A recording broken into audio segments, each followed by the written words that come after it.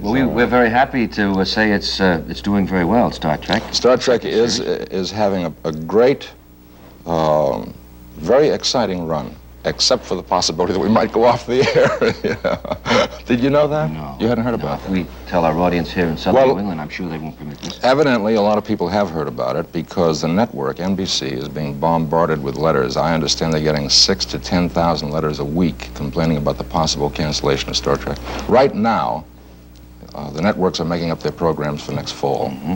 And at the moment, as of the last 2 days, I understand that we are penciled in on the schedule.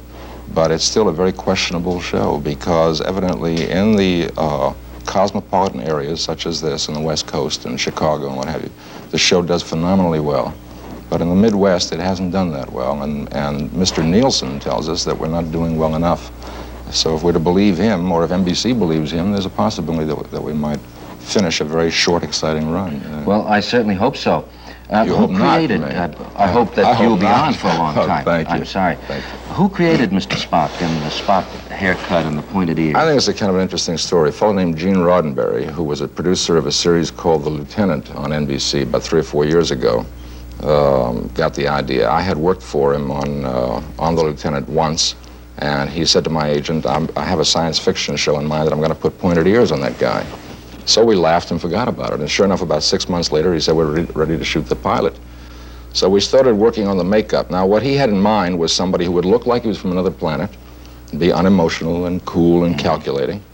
The whole makeup was not conceived at the beginning. He did know that he wanted pointed ears, but the rest of it had to be worked out. So we started working on the haircut. And I tried various cuts and what have you, and finally evolved to this, did away with the part that I used to wear. And then I shaved off the outer half of my eyebrows. They're almost grown back in. Now we've been off for about 3 or 4 weeks. And we experimented with a raised eyebrow, which we finally arrived at. And then about 3 or 4 days before we shot the pilot, I got nervous about the ears. Because I thought, I'm a serious actor. What is this with pointed ears, And I went to Gene and I said, look, I'd like to do away with the ears. I think we've got enough going for us with the haircut and the eyebrows. He said, no. He said, those ears are going to be very popular and very famous. And they're going to make you popular and famous.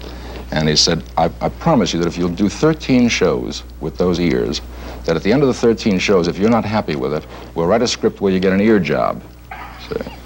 So on that basis, we went ahead. And then, of course, at the end of 13 shows, we laughed about it because I wouldn't give them up for anything.